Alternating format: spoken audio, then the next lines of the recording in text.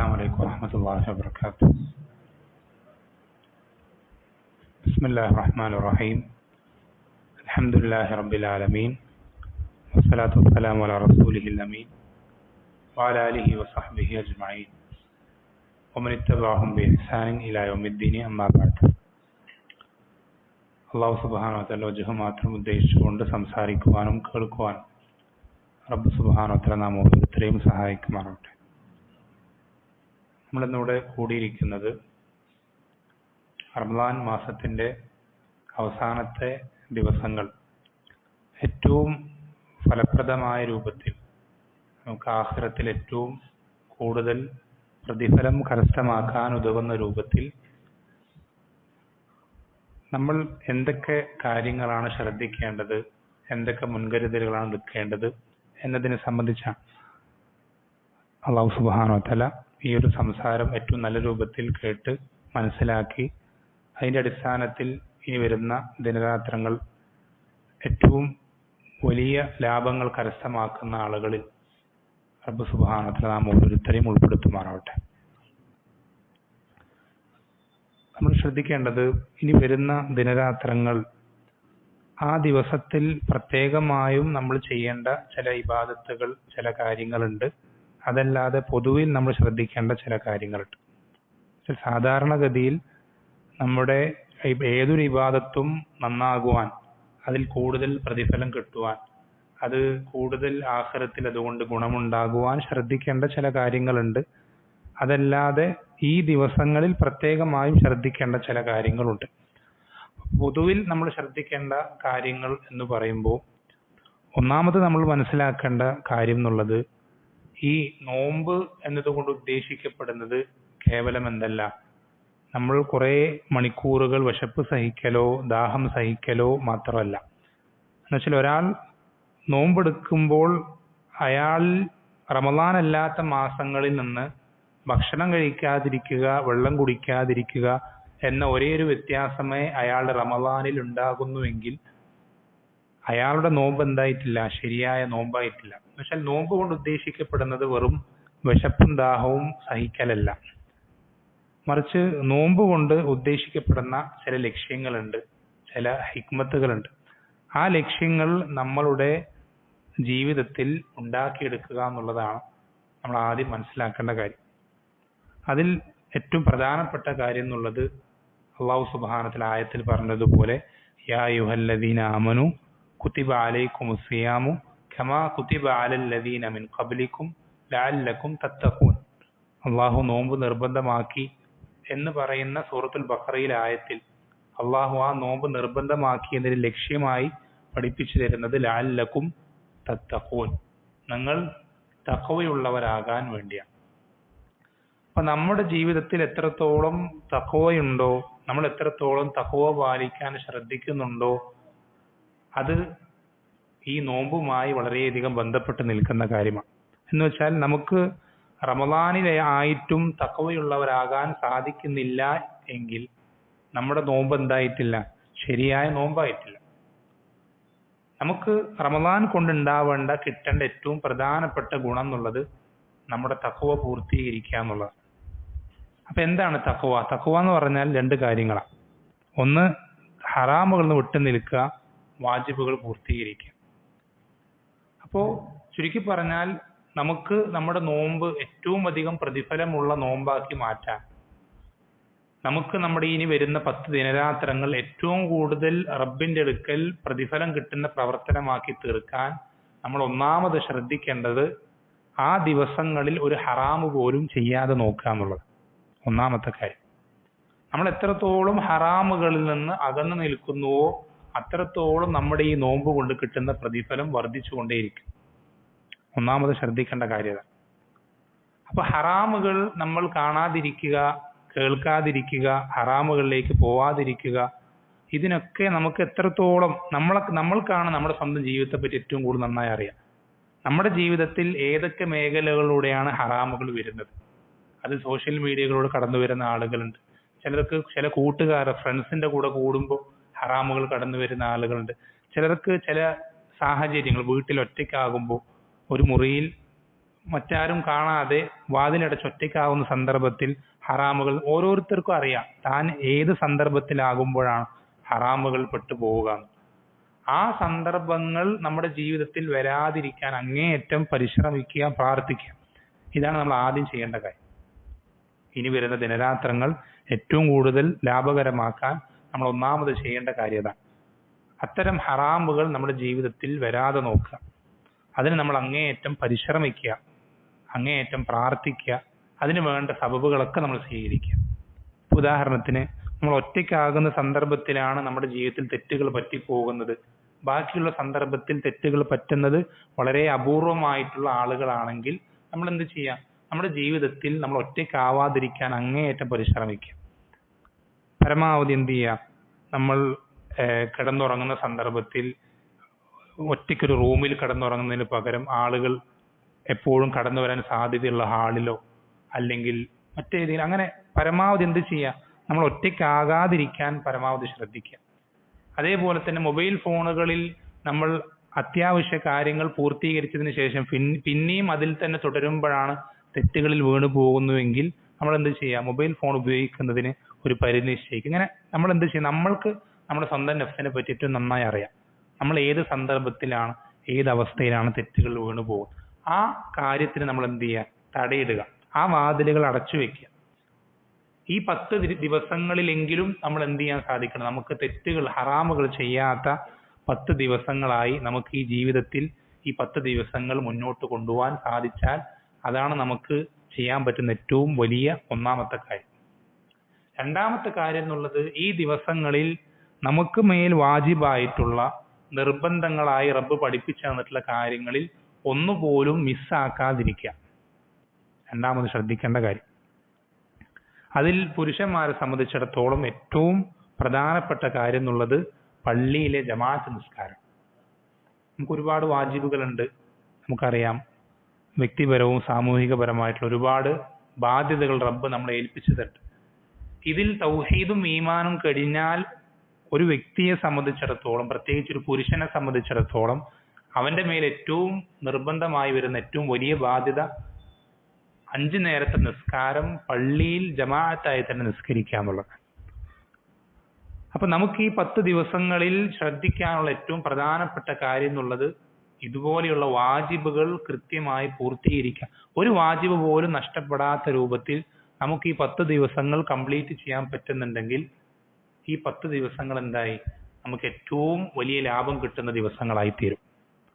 അള്ളാഹു സുബ്ഹാനഹു എന്ത് ചെയ്യട്ടെ, നമുക്ക് എല്ലാവർക്കും ഇനി വരുന്ന ഈ ദിവസങ്ങളിൽ ഇതുപോലെ എല്ലാ ഹറാമുകൾ ഒഴിവാക്കിക്കൊണ്ട് എല്ലാ വാജിബുകളും കംപ്ലീറ്റ് ചെയ്തുകൊണ്ട് ഈ ദിവസങ്ങൾ കഴിച്ചു കൂട്ടുവാൻ റബ്ബ് സുബ്ഹാനഹു നാം ഓരോരുത്തരെയും സഹായിക്കുവാനാവട്ടെ.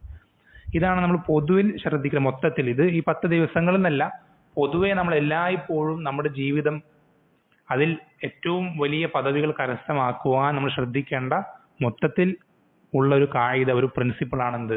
തഖ്വ പൂർത്തീകരിക്കാമോ. ഇനി നമുക്ക് എന്തെങ്കിലും അബദ്ധങ്ങൾ സംഭവിച്ചാലോ, അല്ലേ, നമ്മൾ ആരും പെർഫെക്റ്റ് അല്ല, നമുക്കൊക്കെ തെറ്റുകൾ പറ്റാം. ഒരാളും പൂർണ്ണരല്ല. അറിവില്ലായ്മ കൊണ്ടോ അബദ്ധം കൊണ്ടോ അശ്രദ്ധ കൊണ്ടോ എന്തെങ്കിലുമൊക്കെ കാരണങ്ങൾ, മാനുഷികമായിട്ടുള്ള കാരണങ്ങൾ കൊണ്ട് തെറ്റുകൾ പറ്റിയേക്കാം. ചില ഹറാമുകൾ ചെയ്തു പോയേക്കാം, ചില വാജിബുകൾ നഷ്ടപ്പെട്ടേക്കാം. അപ്പൊ നമ്മൾ എന്ത് ചെയ്യണം? വാജിബുകൾ നഷ്ടപ്പെട്ടാൽ ഉടനെ തന്നെ നമ്മൾ എന്ത് ചെയ്യുക? ഓർമ്മ വന്ന അല്ലെങ്കിൽ ബോധ്യം വന്ന ഉടനെ തന്നെ അത് എന്ത് ചെയ്യുക? പൂർത്തീകരിക്കുക. ഉദാഹരണത്തിന്, ഒരു ദിവസം നമ്മൾ എന്ത് ചെയ്തു?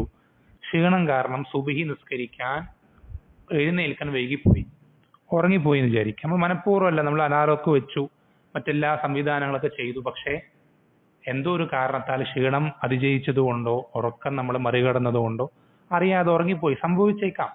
നബി സല്ലല്ലാഹു അലൈഹി വസല്ലമയ്ക്ക് പോലും അവിടുത്തെ ജീവിതത്തിൽ സംഭവിച്ചിട്ടുണ്ട്. അപ്പൊ അങ്ങനെ അറിയാതെ സംഭവിച്ചു കഴിഞ്ഞാൽ നമ്മൾ എന്താ ചെയ്യേണ്ടത്? എപ്പോഴാണോ ഉറങ്ങി എഴുന്നേൽക്കുന്ന ഉടനെ തന്നെ എന്ത് ചെയ്യുക? നിസ്കരിക്കുക. പക്ഷെ വാജിബുകൾ നഷ്ടപ്പെട്ടാൽ, അറിയാതെ വിട്ടുപോയാൽ, ഓർമ്മ വന്നാൽ ഉടനെ തന്നെ നമ്മൾ എന്ത് ചെയ്യണം? അത് പൂർത്തീകരിക്കുക എന്നുള്ളതാണ്.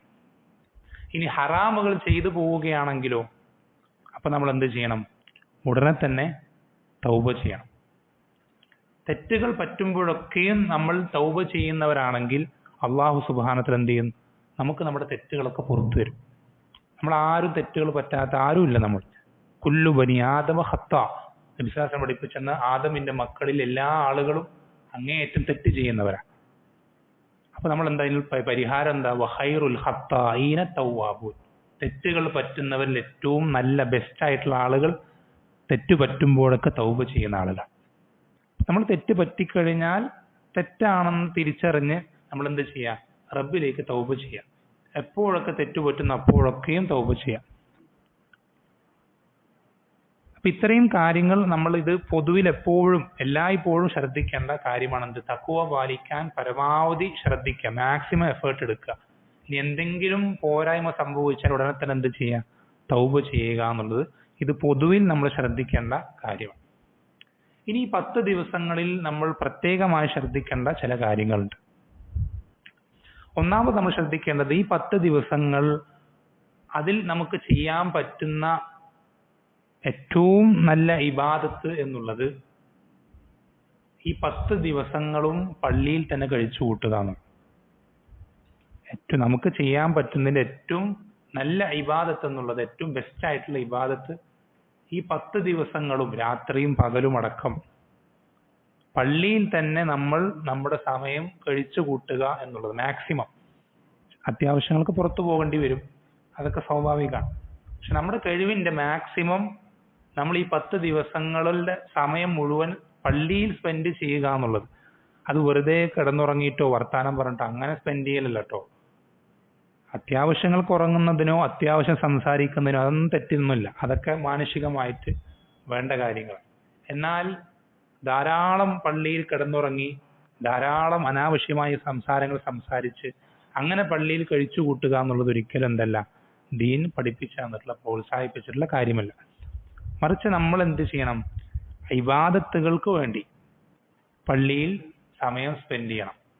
അപ്പൊ ഇബാദത്തുകൾക്ക് വേണ്ടി സമയം സ്പെൻഡ് ചെയ്യുമ്പോൾ നമുക്ക് സ്വാഭാവികമായിട്ട് എന്ത് ചെയ്യേണ്ടി വരും? അതുമായി ബന്ധപ്പെട്ട കാര്യങ്ങൾ, ചിലപ്പോൾ കുറച്ചു നേരം ക്ഷീണം കൊണ്ട് ഉറങ്ങിപ്പോകേണ്ടി വരും, അത്യാവശ്യം എന്തെങ്കിലും കാര്യങ്ങൾ അടുത്തുള്ള ആളുകൾ സംസാരിക്കേണ്ടി വരും, അതൊക്കെ സ്വാഭാവികം.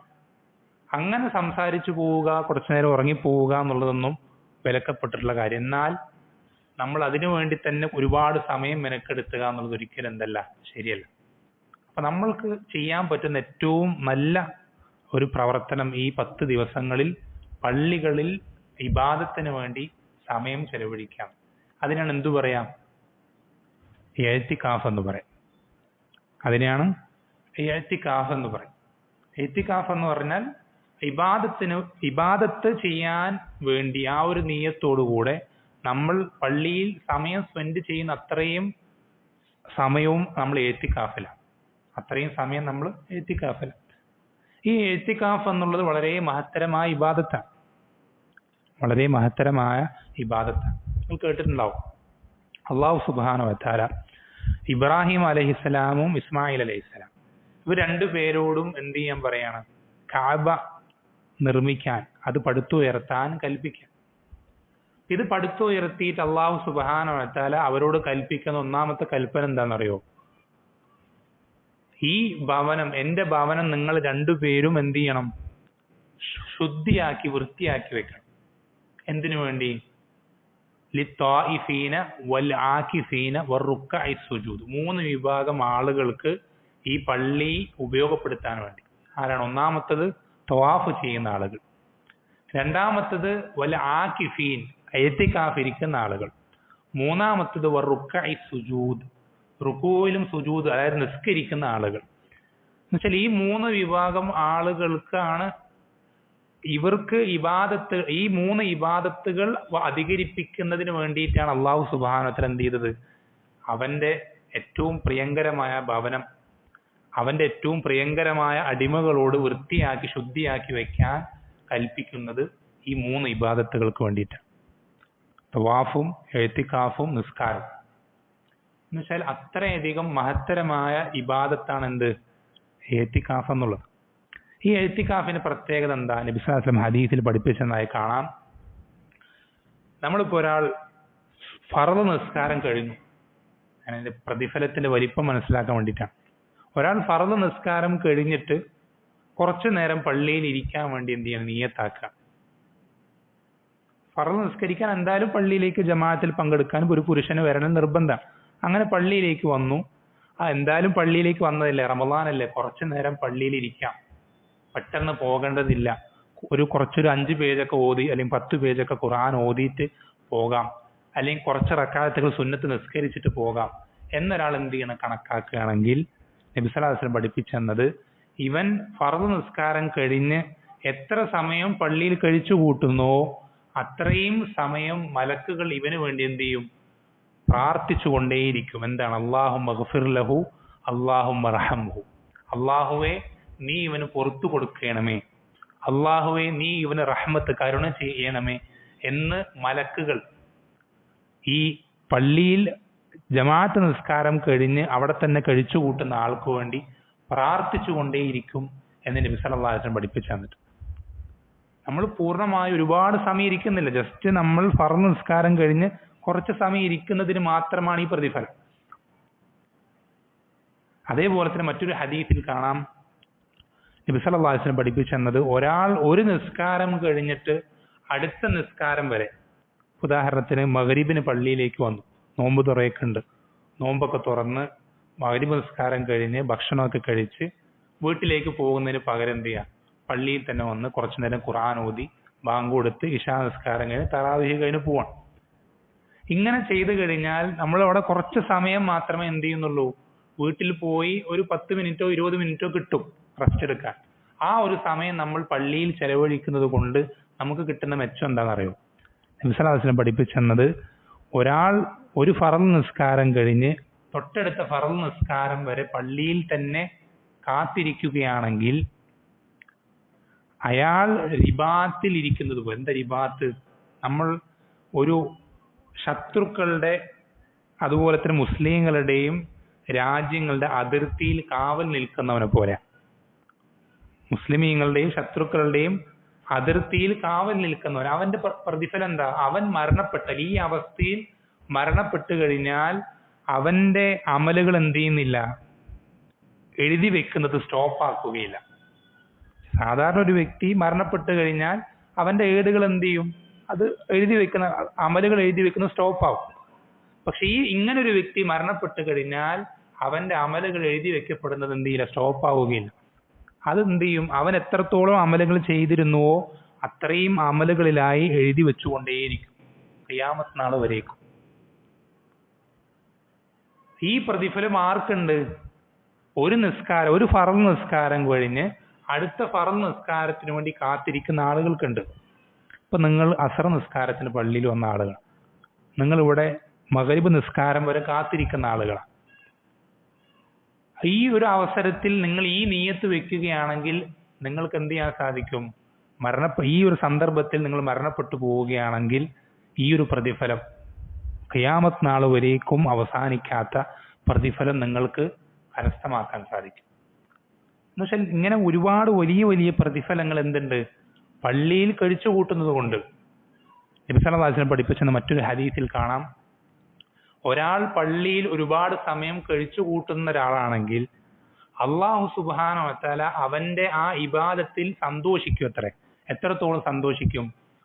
ഒരു വീട്ടുകാരൻ, ആ വീട്ടുകാരന്റെ എന്താ പറയാ, ഇപ്പൊ ഒരു വീട്ടിലൊരു കുടുംബക്കാര്, അവരുടെ ഗൃഹനാഥൻ, വീട്ടിലെ ഭാര്യ മക്കള്, ഈ ഭാര്യയും മക്കളും എന്ത് ചെയ്യണം, അവരിൽ നിന്ന് അവരുടെ ഉപ്പ ഗൃഹനാഥൻ എന്ത് ചെയ്തിരിക്കുക, ഒരു യാത്രക്ക് പോയിരിക്കുക. ഹദീസിൽ അതിന്റെ ഉദാഹരണം പഠിപ്പിച്ചു. ഈ യാത്രയ്ക്ക് പോയ ഗൃഹനാഥൻ ഒരുപാട് നാളത്തെ യാത്രയ്ക്ക് ശേഷം അയാളുടെ വീട്ടിലേക്ക് മടങ്ങി വരുന്നുണ്ട്. അപ്പൊ ഈ മടങ്ങി വരുന്ന ആളെ കണ്ടിട്ട് ഈ വീട്ടുകാർ എത്രത്തോളം സന്തോഷിക്കുമോ അതിനേക്കാൾ ആര് സന്തോഷിക്കത്രേ? അല്ലാഹു സുബ്ഹാനഹു വ തആല ഈ പള്ളിയിൽ എഴുത്തിക്കാത്തിരിക്കുന്ന ആളുകളെ സംബന്ധിച്ച് സന്തോഷിക്കും എന്ന് നബി സല്ലല്ലാഹു അലൈഹി വസല്ലം പഠിപ്പിച്ചു. ഇങ്ങനെ ധാരാളം ഹദീസുകളിൽ എന്ത് ചെയ്തിട്ടുണ്ട്, പള്ളിയിൽ നമ്മൾ സമയം ചെലവഴിക്കുന്നതിന്റെ ശ്രേഷ്ഠത പഠിപ്പിച്ചിരുന്നുണ്ട്. ഇതിനെല്ലാം പുറമെ നമ്മൾക്കൊക്കെ അറിയുന്ന ഹദീസാണെന്ത്, ഒരാൾ സുബഹി നിസ്കാരത്തിന് പള്ളിയിൽ ജമാഅത്തിനെത്തി, സുബഹിക്ക് പള്ളിയിൽ ജമാഅത്തിനെത്തി, സുബഹി നിസ്കാരം കഴിഞ്ഞ് അവൻ എന്ത് ചെയ്യുന്നില്ല, പള്ളിയിൽ നിന്ന് ഉടനെ തന്നെ വീട്ടിലേക്ക് പോകുന്നില്ല, മറിച്ച് സൂര്യോദയം വരെ, സൂര്യൻ ഉദിക്കുന്നത് വരെ പള്ളിയിൽ തന്നെ ദിക്റുകളും ഖുർആൻ പാരായണവുമായി കഴിച്ചു കൂട്ടുകയാണ്. എന്നിട്ട് സൂര്യൻ ഉദിച്ച് ഒരു 10 മിനിറ്റ് 15 മിനിറ്റ് ആയതിൽ പിന്നെ അവൻ 2 റക്അത്ത് നിസ്കരിച്ചിട്ടാണ് എന്ത് ചെയ്യുന്നത്, വീട്ടിലേക്ക് പോകുന്നതെങ്കിൽ നബി സല്ലല്ലാഹു അലൈഹി വസല്ലം പഠിപ്പിച്ചെന്നത് അവന് ഒരു ഹജ്ജും ഒരു ഉംറയും ചെയ്തതിന്റെ പ്രതിഫലം പൂർണ്ണമായി തന്നെ ഉണ്ട് എന്ന് നബി സല്ലല്ലാഹു അലൈഹി വസല്ലം പഠിപ്പിച്ചു. ഒരൊറ്റൊരു ദിവസം കൊണ്ട് നമുക്ക് എന്ത് ചെയ്യാൻ പറ്റും? ഓരോ ദിവസവും ഒരു ഹജ്ജും ഒരു ഉംറയും ചെയ്ത പ്രതിഫലം നമുക്ക് കരസ്ഥമാക്കാൻ പറ്റും. ഇതൊക്കെ നമുക്ക് അറിയിച്ചു തരുന്നത് ഇഅ്തികാഫ് എന്നുള്ള ഇബാദത്ത് അത്രയും മഹത്തരമായ ഇബാദത്താണ്. നമ്മൾ എന്ത് ചെയ്യണം? നബി സല്ലല്ലാഹു അലൈഹി വസല്ലം ഈ 10 രാത്രികളിൽ ചെയ്തത് ഇഅ്തികാഫാണ്. 10 രാത്രി നബി സല്ലല്ലാഹു അലൈഹി വസല്ലം ചെയ്തിരുന്നത് എന്താ? 20ാമത്തെ നോമ്പായാൽ അന്ന് മഗ്‌രിബായി കഴിഞ്ഞാൽ എന്ത് ചെയ്യും? പള്ളിയിൽ കയറിയാൽ പിന്നെ പള്ളിയിൽ നിന്ന് പുറത്തു പോകുക എപ്പോഴാണെന്നറിയോ? എപ്പോഴാ? പെരുന്നാളിന്റെ പിറ കണ്ടാൽ മാത്രം. ഷവ്വാലിന്റെ പിറ കണ്ടാലാണ് പിന്നെ പള്ളിയിൽ നിന്ന് പോവുക. അതിനെല്ലാം അത്യാവശ്യങ്ങൾക്ക് പുറത്തു പോകും. എന്തെങ്കിലും മലമൂത്ര വിസർജനമോ അല്ലെങ്കിൽ വുളൂ ചെയ്യാനോ അല്ലെങ്കിൽ വീട്ടിൽ എന്തെങ്കിലും അത്യാവശ്യമുണ്ട്, ഒരു കാര്യം കുറച്ചു നേരം സംസാരിക്കാനോ, അങ്ങനെ അത്യാവശ്യങ്ങൾക്ക് പുറത്തു പോകാറുണ്ട്. അതല്ലാതെ ആ സമയത്ത് പള്ളിയിലേക്ക് കയറി കഴിഞ്ഞാൽ പിന്നെ പുറത്തേക്ക് ഇറങ്ങൽ എപ്പോഴാ? ഷവ്വാലിന്റെ പിറ കാണുമ്പോഴാണ്. ഈ രാത്രികളിൽ നമുക്ക് ഏറ്റവും അധികം പ്രതിഫലം കരസ്ഥമാക്കാൻ സാധിക്കുന്ന, വലിയ ലാഭം കിട്ടുന്ന ഇബാദത്ത് എന്നുള്ളത് അള്ളാഹുവിന്റെ അടുക്കുന്ന പ്രതിഫലം പ്രതീക്ഷിച്ചുകൊണ്ട് പള്ളിയിൽ സമയം ചെലവഴിക്കുക എന്നുള്ളത്. ഈ പള്ളിയിൽ സമയം ചെലവഴിക്കൽ തന്നെ എന്താണ്? ഒരു ഇബാദത്താണ്. ആ പള്ളിയിൽ സമയം ചെലവഴിക്കുമ്പോൾ നമ്മൾ മറ്റെന്തെങ്കിലും ഇബാദത്ത് ചെയ്യുന്നില്ല, വെറുതെ പള്ളിയിൽ ഇരിക്കുകയാണെങ്കിൽ തന്നെ അതെന്താണ്? ഇബാദത്താണ്. പിന്നെ ആ ഇരിക്കുന്ന സമയത്ത് വേറെ ഇബാദത്ത് ചെയ്യുന്നുണ്ടെങ്കിൽ അത് എക്സ്ട്രാ ബോണസാണ്. നമ്മൾ വെറുതെ പള്ളിയിൽ ഈ നിയത്തോടുകൂടെ സമയം ചെലവഴിക്കുക. പക്ഷെ ശ്രദ്ധിക്കേണ്ട കാര്യം എന്താണെന്ന് വെച്ചാൽ പരമാവധി ഉളൂവിലായിരിക്കാൻ ശ്രദ്ധിക്കണം ഇഅ്തികാഫ് ഇരിക്കുന്ന സമയത്ത്. പക്ഷെ നിർബന്ധമാണെന്നോ അല്ലെങ്കിൽ അങ്ങനെ അല്ലാതിരുന്നാൽ ഹറാമാണെന്നോ അങ്ങനെയൊന്നുമല്ല. പക്ഷെ പരമാവധി ഏറ്റവും പ്രതിഫലത്തിന്റെ പൂർണ്ണതയ്ക്ക് വേണ്ടി ഉളൂവിലായിരിക്കാൻ ശ്രദ്ധിക്കുക. അതേപോലെ തന്നെ ഏറ്റവും പ്രധാനപ്പെട്ട കാര്യം, നമ്മുടെ ഇഅ്തികാഫിനെ ബാത്തിലാക്കുന്ന, അതിന്റെ പ്രതിഫലത്തെ പൂർണ്ണമായി നഷ്ടപ്പെടുത്തി കളയുന്ന ഒരു കാര്യമുണ്ട്. എന്താണെന്നറിയോ? പള്ളിയിൽ ഇഅ്തികാഫ് ഇരിക്കുന്ന അല്ലെങ്കിൽ മറ്റെന്തെങ്കിലും ഇബാദത്ത് ചെയ്യുന്ന ആളുകൾക്ക് നമ്മൾ പ്രയാസമുണ്ടാക്കുക. വളരെ ഗൗരവമുള്ള വിഷയം. ഈ 10 ദിനരാത്രങ്ങളിൽ നമ്മുടെ എന്തെങ്കിലും, ചിലപ്പോൾ നമ്മുടെ ഇബാദത്ത് കൊണ്ടായിരിക്കും പ്രയാസം ഉണ്ടാവുക. അതുപോലും ഹറാമാണ്. നമ്മളൊരു ഇബാദത്ത് ചെയ്തിട്ട് പള്ളിയിലുള്ള മറ്റൊരാൾക്ക് പ്രയാസമുണ്ടാകുന്നുണ്ടെങ്കിൽ അതുപോലും ഹറാമായിട്ടുള്ള കാര്യമാണ്. അപ്പൊ പിന്നെ ബാക്കിയുള്ള വെറും സംസാരങ്ങളോ ഉറക്കങ്ങളോ മറ്റുള്ള നമ്മൾ ഭക്ഷണം കഴിച്ചതിന് വേസ്റ്റ് ഇടുന്നതോ ഇതൊക്കെ വലിയ അപകടം പിടിച്ച കാര്യം. ഉദാഹരണത്തിന് നമ്മളിപ്പോൾ എന്ത് ചെയ്യണം? ഖുർആൻ ഉറക്ക പാരായണം ചെയ്യാം. തൊട്ടടുത്തൊരാൾ നിസ്കരിക്കുന്നുണ്ട്. അയാൾ നിസ്കരിക്കുന്നുണ്ട് എന്നുള്ളത് നമ്മൾ കണ്ടറിഞ്ഞിട്ടും മനസ്സിലായിട്ടും നമ്മൾ ഖുർആൻ പാരായണത്തിന്റെ ശബ്ദം താഴ്ത്താതിരിക്കുക എന്നുള്ളത് വിലക്കപ്പെട്ടുള്ള കാര്യമാണ്. ചെയ്യാൻ പാടില്ല. അയാൾ നിസ്കരിക്കുന്നുണ്ടെങ്കിൽ അയാൾക്ക് പ്രയാസമാകാത്ത രൂപത്തിൽ മാത്രമേ എന്ത് ചെയ്യാവൂ? നമ്മൾ ഖുർആൻ പാരായണം ചെയ്യാം. ഇബാദത്തുകളാണെങ്കിൽ പോലും എന്ത് ചെയ്യരുത്? മറ്റൊരാൾക്ക് പ്രയാസമുണ്ടാകുന്ന രൂപത്തിൽ ചെയ്യരുത്. അത് ഇഅ്തികാഫിന്റെ പ്രതിഫലത്തെ പൂർണ്ണമായും ബാത്തിലാക്കി കളയുന്ന കാര്യം. വളരെ ശ്രദ്ധിക്കണം. അത് ചില ആളുകൾ വളരെ നിസ്സാരമായി കണക്കാക്കുന്ന പല കാര്യങ്ങളും. ഇപ്പൊ ഉദാഹരണത്തിന് മൊബൈൽ ഫോണുകൾ പലരും എന്ത് ചെയ്യില്ല? ഇഅ്തികാഫ് ഇരിക്കുന്ന സമയത്ത് സൈലന്റ് ആക്കി വെക്കൂല. അത് ആളുകൾക്ക് ഉപദ്രവം ഉണ്ടാക്കും. നിങ്ങൾക്ക് ചിലപ്പോൾ അത് ഉപദ്രവമായിക്കൊള്ളുന്നില്ല, പക്ഷേ എല്ലാവർക്കും അങ്ങനെ ആവണമെന്നില്ല. നിസ്കരിക്കുമ്പോൾ വളരെ ശ്രദ്ധിച്ച് ശ്രദ്ധ മാറിപ്പോകാതെ അങ്ങേയറ്റം പ്രയാസപ്പെട്ട് നിസ്കരിക്കുന്ന ഒരാൾക്ക് ഒരു റിംഗ് ടോണൊക്കെ ശ്രദ്ധ മാറിപ്പോകാൻ ധാരാളമാണ്. അവർക്കത് ബുദ്ധിമുട്ടുണ്ടാക്കും, അവർക്കത് പ്രയാസം ഉണ്ടാക്കും. അങ്ങനെയുള്ള ആളുകളെ നമ്മൾ ഒരിക്കലും എന്ത് ചെയ്തുകൂടാ? പ്രയാസപ്പെടുത്തിക്കൂടാ, ഒരിക്കലും ബുദ്ധിമുട്ടിച്ചുകൂടാ. അതുപോലെ തന്നെ ഈ 10 ദിനരാത്രങ്ങളിൽ നമ്മൾ ഈ ഇഅ്തികാഫ് ഇരിക്കുന്ന സമയത്ത് നമുക്ക് ചെയ്യാൻ പറ്റുന്ന കുറേ ഇബാദത്തുകളുണ്ട്. അതിൽ നമുക്ക് ചെയ്യാൻ പറ്റുന്ന ഏറ്റവും പ്രധാനപ്പെട്ട ഇബാദത്ത്, നമ്മൾ ഫർളുകൾ എന്തായാലും നിസ്കരിക്കും, ഫർളുകളെ ഉദ്ദേശിച്ചിട്ടല്ല, അതല്ലാതെ നമുക്ക് ചെയ്യാൻ പറ്റുന്ന ഏറ്റവും നല്ല ഇബാദത്ത്, പ്രത്യേകിച്ച് റമദാൻ മാസത്തിൽ ഖുർആൻ പാരായണം ചെയ്യുക.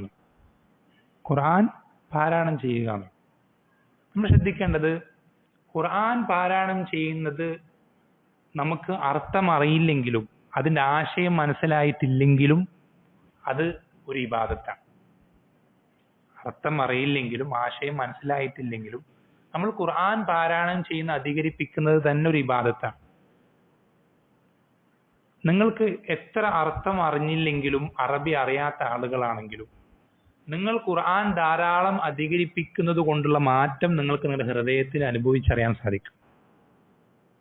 ഖുർആൻ നിങ്ങൾ ധാരാളം അധികരിപ്പിച്ചാൽ അതിന്റെ മാറ്റം നിങ്ങൾക്ക് നിങ്ങളുടെ ഹൃദയത്തിൽ അത് നിങ്ങൾക്ക് ഫീൽ ചെയ്യാൻ അനുഭവിച്ചറിയാൻ സാധിക്കുന്ന കാര്യം.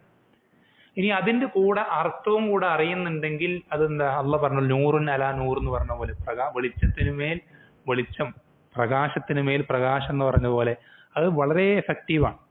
നമുക്ക് നമ്മുടെ ഹൃദയത്തിനകത്തുള്ള രോഗങ്ങൾ, അത് ദുനിയാവിനോടുള്ള ആഗ്രഹം ആർത്തിയാണെങ്കിലും സമ്പത്തിനോടുള്ള പിശുക്കാണെങ്കിലും ഇങ്ങനെ ഒരുപാട് രോഗങ്ങൾ നമ്മുടെ ഹൃദയത്തിൽ പറ്റിപ്പിടിച്ചിട്ടുള്ളത് അതൊക്കെ നമുക്ക് വൃത്തിയാക്കിയെടുക്കാനും ഹൃദയം റബ്ബിന് കീഴുതുങ്ങുന്നതാക്കാനൊക്കെ വളരെയധികം ഉപകരിക്കുന്ന കാര്യമാണെന്ത്?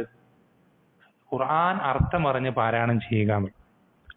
അപ്പൊ നമുക്ക് നമ്മൾ എന്ത് ചെയ്യണ്ട? രണ്ടും നമ്മൾ വിട്ടുകളയണ്ട. നമ്മൾ എന്ത് ചെയ്യാ? ഒരു ഖത്തം നമ്മൾ എന്ത് ചെയ്യാ?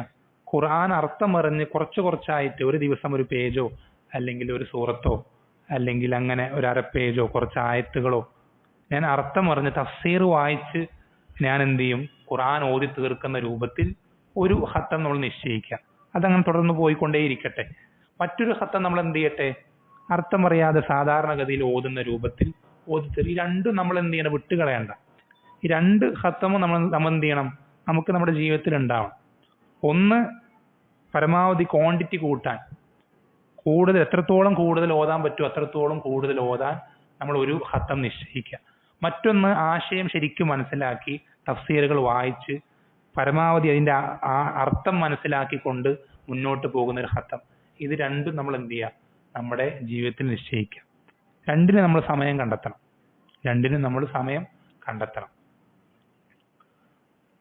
അപ്പൊ ഈ ഒരു കാര്യം ഖുർആൻ പാരായണം ചെയ്യുന്ന അധികരിപ്പിക്കുക എന്നുള്ളത് വളരെ മഹത്തരമായ ഒരു ഇബാദത്താണ്. പ്രത്യേകിച്ചും അവസാനത്തെ 10 നമുക്ക് എത്രത്തോളം മാക്സിമം അധികരിപ്പിക്കാൻ പറ്റുമോ അത്രത്തോളം അധികരിപ്പിക്കാം. അത്രത്തോളം അധികരിപ്പിക്കാം. പ്രത്യേകിച്ചും രാത്രികളിൽ ഉസ്മാൻ ഇബ്നു അഫ്ഫാൻ റളിയല്ലാഹു അൻഹുവൊക്കെ ഈ അവസാനത്തെ 10 പല രാത്രികളിലും ഒറ്റൊരു രാത്രി കൊണ്ട് തന്നെ ഖുർആൻ മുഴുവനും ഓതി തീർക്കാറുണ്ട്. നിസ്കാരത്തിലായിക്കൊണ്ട് എന്ത് ചെയ്യാറുണ്ട്? ഒറ്റൊരു റക്അത്തിൽ അല്ലെങ്കിൽ ഒറ്റൊരു നിസ്കാരത്തിലായിക്കൊണ്ട് എന്ത് ചെയ്യാറുണ്ട്? ഒറ്റൊരു രാത്രിയിൽ ഖുർആൻ മുഴുവൻ ആദ്യം മുതൽ അവസാനം വരെ ഓതി തീർക്കാറുണ്ട്. നമുക്ക് അത്രയൊന്നും സാധിക്കില്ലെങ്കിൽ പോലും കഴിവിന്റെ പരമാവധി നമ്മൾ മാക്സിമം അധികരിപ്പിക്കാം. നമ്മൾ ശ്രദ്ധിക്കേണ്ടത് ഖുർആൻ ഓതി തീർക്കുക എന്നുള്ളത് ഏറ്റവും മിനിമം സഹാബത്ത് അവരുടെ കണക്കിൽ ഏറ്റവും മിനിമം വെച്ചിരുന്നത് ഒരു ദിവസം ഒരു ജുസ് ആണ്. എന്നുവെച്ചാൽ അവരുടെ കൂട്ടത്തിൽ ഏറ്റവും മാക്സിമം പോയാൽ 30 ദിവസം ആകുമ്പോഴേക്കും എന്ത് ചെയ്തിരിക്കും? ഒരു ഖത്തം തീർന്നിരിക്കും. എന്ന് മാത്രമല്ല, അവർ ഖുർആനിനെ 30 ജുസ് ആയി വേർതിരിച്ച് ക്രമീകരിച്ചത് എന്തിനു വേണ്ടിയിട്ടാണെന്നറിയോ? ഒരു മാസം ആകുമ്പോഴേക്ക് ഖുർആൻ ഓതി തീർക്കാൻ വേണ്ടിയിട്ട്, കണക്ക് കൃത്യമായിട്ടൊരു അളവ് കിട്ടാൻ വേണ്ടിയിട്ട്. പക്ഷെ ഇന്നുള്ള ഈ മുസ്ഹഫ് ഖുർആൻ 114 സൂറത്തായി അവതരിപ്പിച്ചത് അള്ളാഹു സുബ്ഹാനഹു വ തആല അവതരിപ്പിച്ച 30 ജുസ് ആയി ആക്കിയത് അള്ളാഹു സുബ്ഹാനഹു വ തആല നബി സല്ലല്ലാഹു അലൈഹി വസല്ലം പഠിപ്പിച്ചു കൊടുത്തിട്ട് 30 ജുസ് ആക്കാൻ പറഞ്ഞതാണോ? അല്ല. അത് സ്വഹാബത്ത് അവർക്ക് ഓതി തീർക്കാനുള്ള സൗകര്യത്തിന് വേണ്ടി എല്ലാ ദിവസവും ഒരു പർട്ടിക്കുലർ അളവ്, ഒരു പ്രത്യേക അളവ് ഓതിക്കഴിഞ്ഞാൽ ഒരു മാസം ആകുമ്പോഴേക്ക് എന്ത് ചെയ്യണം? ഖുർആൻ ഓതി തീരണം.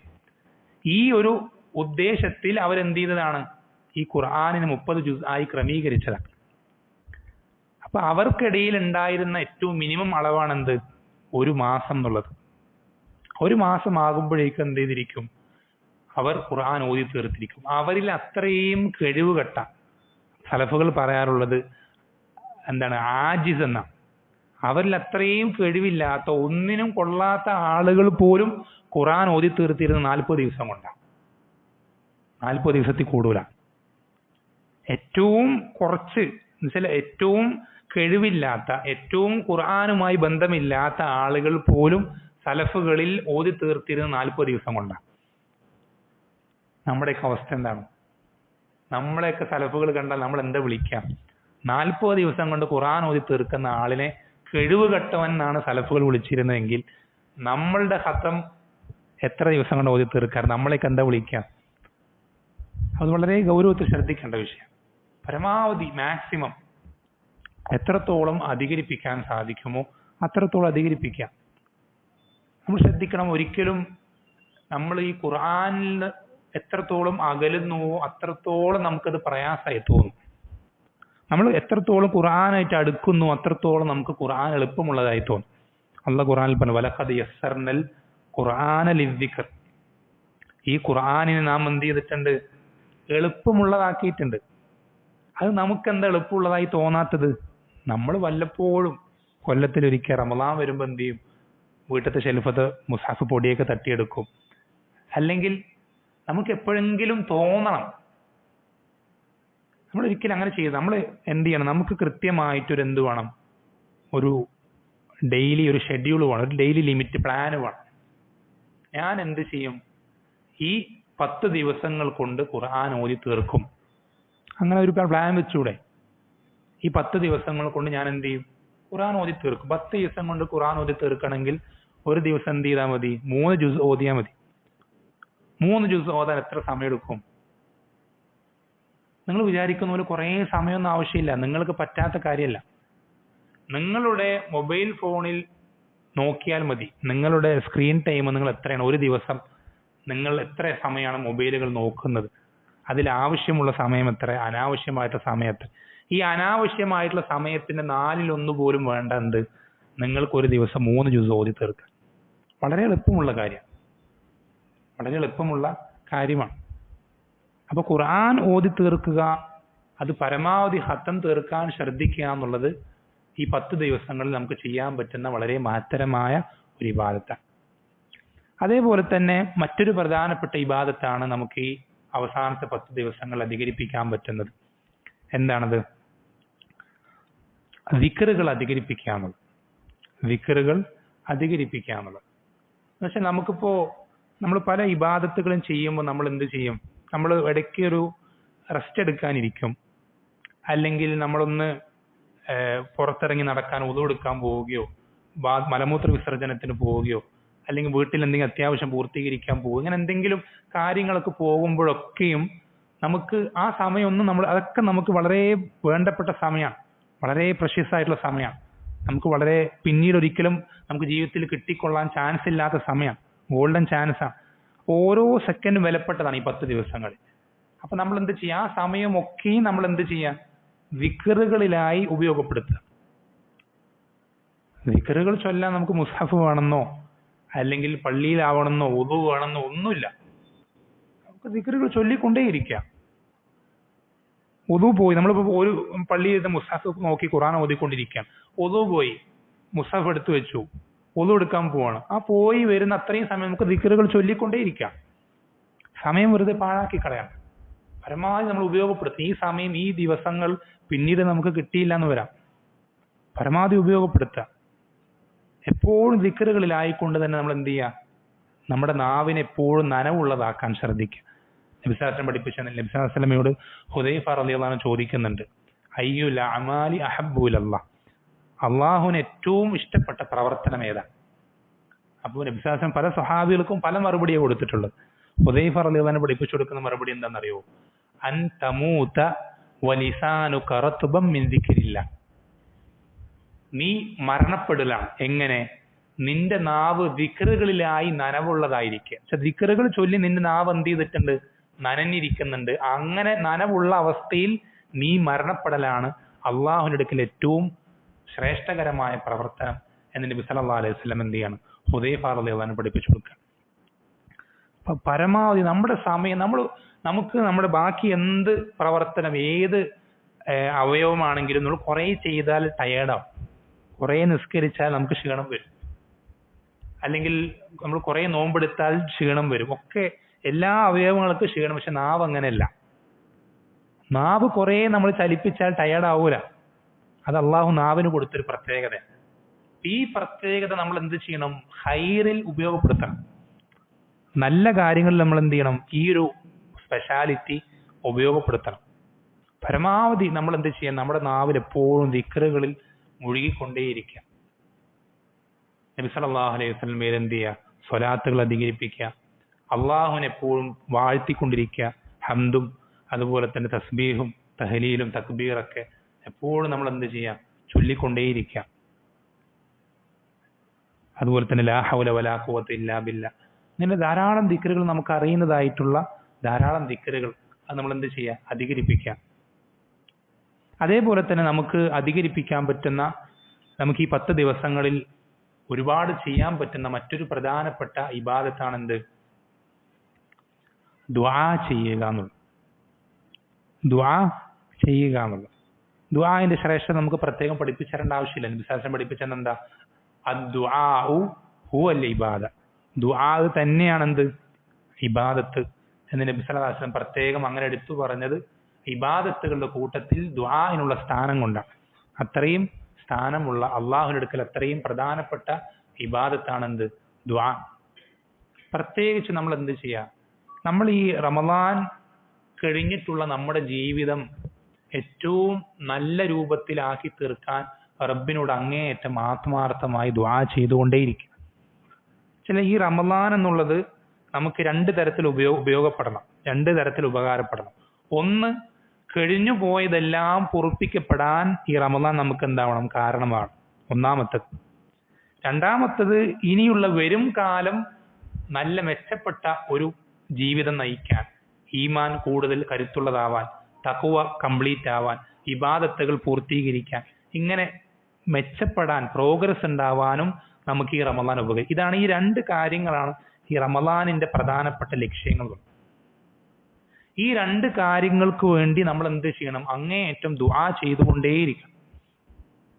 ഈ 2 കാര്യങ്ങൾക്ക് വേണ്ടി നമ്മൾ അങ്ങേയറ്റം ദുആ ചെയ്തുകൊണ്ടേയിരിക്കണം.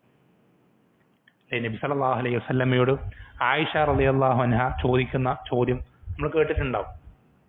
എന്താ ചോദിക്കുന്നത്, അള്ളാഹുവിന്റെ റസൂലെ, എനിക്ക് ലൈലത്തുൽ ഖദർ കിട്ടുകയാണെങ്കിൽ ഞാൻ എന്താണ് റബ്ബിനോട് പ്രാർത്ഥിക്കേണ്ടത്? അപ്പൊ നബി സല്ലല്ലാഹു അലൈഹി വസല്ലം പഠിപ്പിച്ചു കൊടുക്കുന്ന പ്രാർത്ഥന എന്താ, അല്ലാഹുമ്മ ഇന്നക അഫൂൻ തുഹിബ്ബുൽ അഫ്വ ഫഅഫു അന്നി. അല്ലാഹുവേ, നീ അങ്ങേയറ്റം പൊറുക്കുന്നവനാണ്, തീർച്ചയായും നീ പുറത്തു തരാൻ ഇഷ്ടപ്പെടുന്നവനുമാണ്, അതുകൊണ്ട് നീ എനിക്ക് പുറത്തു തരണമേ എന്ന് പ്രാർത്ഥിക്കാനാണ് നബി സല്ലല്ലാഹു അലൈഹി വസല്ലമ ആയിഷ റളിയല്ലാഹു അൻഹയ്ക്ക് പഠിപ്പിച്ചു കൊടുക്കുക. അപ്പോ ഈ പറഞ്ഞ 2 കാര്യങ്ങൾ, നമ്മൾ കഴിഞ്ഞു പോയ തെറ്റുകൾ പൊറുപ്പിക്കപ്പെടാനും ഇനിയുള്ള വരും കാലം നന്നാക്കാൻ നമ്മൾ എന്ത് ചെയ്യണം, നല്ലോണം പ്രാർത്ഥിച്ചുകൊണ്ട്. എന്താണ് വരും കാലം നന്നാക്കുന്നതിന്റെ ശ്രേഷ്ഠത എന്താ, ഗുണം എന്താ? പണ്ഡിതന്മാർ പറയാറുണ്ട്, ഇബ്നു റജബ് അൽ ഹംബലി റഹിമഹുല്ലാഹി പറഞ്ഞതായി കാണാം, ഒരാളുടെ റമദാൻ അത് റബ്ബ് സുബ്ഹാനഹു സ്വീകരിച്ചിട്ടുണ്ടോ ഇല്ലയോ എന്ന് പരിശോധിക്കാൻ ഒരൊറ്റൊരു കാര്യം നോക്കിയാൽ മതി. എന്താണ്, റമദാന് ശേഷമുള്ള ഇവന്റെ ജീവിതം അതെങ്ങനെയാണ്? റമദാന് മുമ്പുള്ള ഇവന്റെ ജീവിതം പോലെ സെയിം അതേപോലെ തന്നെ റമദാനിലുള്ള മാറ്റങ്ങളൊക്കെ റമദാൻ കഴിഞ്ഞതോടുകൂടെ എന്ത് ചെയ്തു, അവിടെ നിർത്തിവെച്ചു, കഴിഞ്ഞു. അങ്ങനെയാണ് ഇവന്റെ ജീവിതമെങ്കിൽ അത് എന്തിനറിയിക്കുന്നു, ഇവന്റെ റമദാൻ റബ്ബ് സ്വീകരിച്ചിട്ടില്ല, ഇവന്റെ റമദാൻ ശരിയായ റമദാൻ ആയിട്ടില്ല, ഇവൻ ഉപകാരപ്പെട്ടിട്ടില്ല എന്നറിയിക്കുന്ന ഒരു അടയാളമാണ്, ഏറ്റവും പ്രധാനപ്പെട്ട അടയാളമായി പണ്ഡിതന്മാർ പഠിപ്പിച്ചു തരാറ്. അപ്പൊ നമ്മുടെ റമദാൻ കഴിഞ്ഞിട്ടുള്ള ജീവിതം എന്ത് ചെയ്യണം, പ്രോഗ്രസ് വേണം, മാറ്റം വരണം. റമദാന് മുമ്പുള്ളതിനേക്കാൾ മെച്ചങ്ങൾ ഉണ്ടാവണം. ഹറാമുകൾ വിട്ടു നിൽക്കുന്നതിലും വാജിബുകൾ പൂർത്തീകരിക്കുന്നതിലും സുന്നത്തുകൾ അധികരിപ്പിക്കുന്നതിലും ഒക്കെ എല്ലാത്തിനും എന്ത് വേണം, മാറ്റം, മികവ് വേണം, പ്രോഗ്രസ് വേണം. ആ പ്രോഗ്രസ് ഇല്ലെങ്കിൽ വലിയ അപകടമാണ്. നമ്മൾ ഇത്രയും ഈ ഒരു മാസക്കാലം മുഴുവൻ നമ്മളെടുത്ത എഫേർട്ട് മുഴുവൻ വെള്ളത്തിലാകുന്നു. നമ്മൾ ആലോചിച്ച് നോക്ക്, എത്രമാത്രം വേദന ഉണ്ടാക്കുന്ന കാര്യമാണ്. ഇത്രയും മണിക്കൂറുകൾ തുടർച്ചയായി വിശപ്പും ദാഹവും ഒക്കെ സഹിച്ച് നമ്മുടെ ആഗ്രഹങ്ങളൊക്കെ പിടിച്ചു വെച്ച്, അതുപോലെ തന്നെ രാത്രി ഉറക്കമൊഴിച്ച് ഇത്രയും ദീർഘമായി നിന്ന് നിസ്കരിച്ച്, ഇതൊക്കെയും നമുക്ക് യാതൊരു ഉപകാരവും ഇല്ലാതായി പോകുന്ന എത്രമാത്രം ഗൗരവമുള്ള വിഷയം. അങ്ങനെ ഒരിക്കലും ആയിക്കൂടാ. അതിന് നമ്മൾ എന്ത് ചെയ്യണം, വളരെയധികം പ്രാർത്ഥിക്കണം, റബ്ബിനോട് സഹായം തേടിക്കൊണ്ടേയിരിക്കണം. അതുപോലെ തന്നെ നമ്മൾ എന്ത് ചെയ്യണം? മറ്റൊരു പ്രധാനപ്പെട്ട ഇബാദത്ത് നമുക്ക് ഈ അവസാനത്തെ 10കളിൽ അധികരിപ്പിക്കാൻ പറ്റുന്നത് നിസ്കാരം. അത് ഫറദ് നമുക്ക് അധികരിപ്പിക്കാൻ പറ്റൂല. അധികരിപ്പിക്കാൻ പറ്റുന്ന നിസ്കാരം സുന്നത്ത് നിസ്കാരങ്ങൾ. സുന്നത്ത് നിസ്കാരം എന്ന് പറയുമ്പോൾ അതിൽ നമുക്ക് ഏറ്റവും പ്രധാനമായും വരുന്നത് പ്രത്യേകിച്ച് ഈ റമദാനിലെ അവസാനത്തെ 10ൽ രാത്രി നിസ്കാരം. രാത്രി നിസ്കാരം എന്ന് പറയുന്നത് പ്രധാനമായും ശ്രദ്ധിക്കേണ്ടത് രണ്ട് കാര്യങ്ങളാണ്. ഒന്നാമത്തെ കാര്യം എന്നുള്ളത് അതാണ് ഏറ്റവും മികച്ചത്, ഏറ്റവും അഫ്ളലായിട്ടുള്ളത്. എന്താണ്? നബി സല്ലല്ലാഹു അലൈഹി വസല്ലമ രാത്രി നിസ്കരിച്ച രൂപം. അത് റക്അത്തുകളുടെ എണ്ണം കുറവും എന്നാൽ ഓരോ റക്അത്തുകളുടെ ദൈർഘ്യം വളരെ കൂടുതലുമാണ്. റക്അത്തുകളുടെ എണ്ണം വളരെ കുറച്ച് റക്അത്തുകളേ ഉള്ളൂ.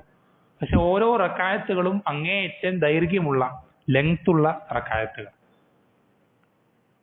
ഇങ്ങനെ നിസ്കരിക്കാൻ സാധിക്കുമെങ്കിൽ അതാണ് ഏറ്റവും മികച്ചത്.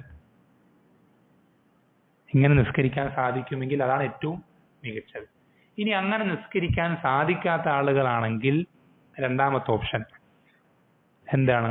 റക്അത്തുകളുടെ എണ്ണം പരമാവധി എന്ത് ചെയ്യുക? അധികരിപ്പിക്കുക.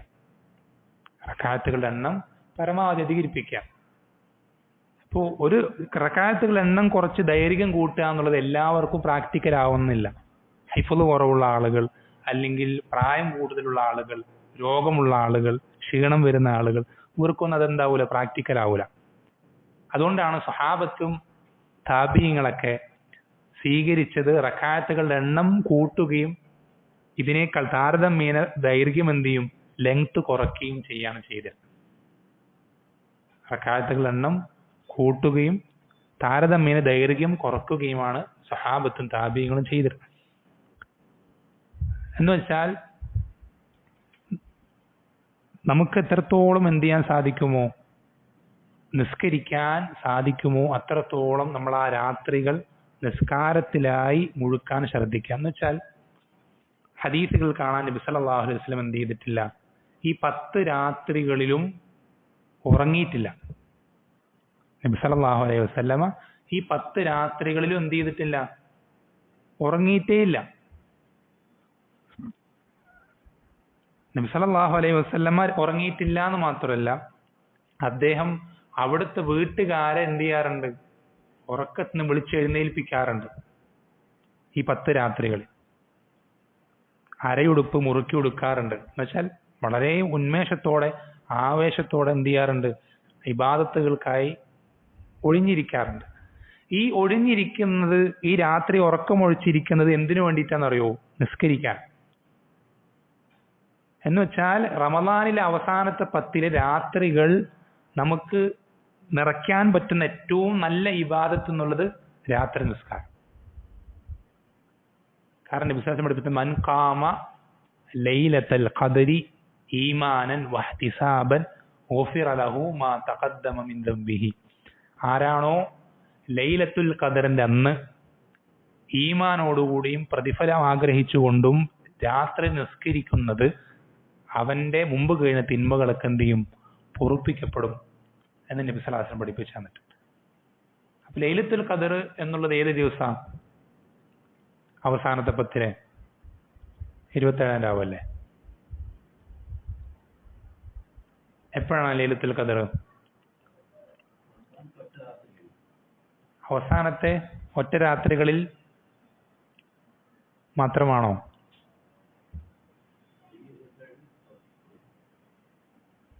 ശ്രദ്ധിക്കേണ്ടത്, നബി സല്ലല്ലാഹു അലൈഹി വസല്ലമ ലൈലത്തുൽ ഖദർ ലഭിക്കാൻ എന്താ ചെയ്തിരുന്നത്? ഒറ്റ രാത്രികളിൽ മാത്രം ഇത്തികാഫിരിക്കുകയാണോ ചെയ്തത്? അല്ല. നബി സല്ലല്ലാഹു അലൈഹി വസല്ലം ചെയ്തിരുന്നത് അവസാനത്തെ 10 രാത്രികളും പൂർണ്ണമായും ഇബാദത്തുകൾ കൊണ്ട് നിറയ്ക്കുക എന്നുള്ളതായിരുന്നു. കാരണം എന്താ? ആ 10 രാത്രികളിൽ ഏത് രാത്രിയും ലൈലത്തുൽ ഖദർ ആകാം. ആ 10 രാത്രികളിൽ ഏത് രാത്രിയും ലൈലത്തുൽ ഖദർ ആകാം. പിന്നെ തെളിവുകളുണ്ട് ഹദീസുകളിൽ. അത് എന്തിനെ അറിയിക്കുന്നുണ്ട്? കൂടുതൽ സാധ്യത, ചാൻസ് ഇരട്ട രാത്രികളെക്കാൾ കൂടുതൽ ചാൻസ് ഏതിനാ? ഒറ്റ രാത്രികൾക്കാണ്. അതിനർത്ഥം ഇരട്ട രാത്രികളിലാവില്ല എന്നാണോ? അല്ല, ഇരട്ട രാത്രികളിലും ആകാം. പക്ഷെ കൂടുതൽ സാധ്യത ഒറ്റ രാത്രികളിലാണ്. 27-ാം രാവിന് തന്നെയാണ് ലൈലത്തുൽ ഖദർ എന്ന് പറയുന്ന ചില സ്വഹാബികളുടെ അക്വാലുകൾ, ആസാറുകൾ സ്ഥിരപ്പെട്ടു വന്നിട്ടുണ്ട്. അതിന്റെ അർത്ഥം എന്താ? 27-ാം രാവിലെ മാത്രമാണ് ലൈലത്തുൽ ഖദർ എന്നാണോ? അല്ല, 27-ാം രാവിലാകാൻ അങ്ങേയറ്റം സാധ്യതയുണ്ട്, ചാൻസ് ഉണ്ട്. മറ്റൊരു ഹദീസിൽ കാണാൻ നബി സല്ലല്ലാഹു അലൈഹി വസല്ലം പഠിപ്പിച്ചെന്നത്, നിങ്ങൾ അവസാനത്തെ 7 ദിവസങ്ങളിൽ അന്വേഷിച്ചു കൊള്ളുക. എന്നുവെച്ചാൽ ആദ്യത്തെ 3 ദിവസങ്ങളേക്കാൾ കൂടുതൽ ചാൻസ് ഉള്ളത് അവസാനത്തെ 7 ദിവസങ്ങളിലാണ്.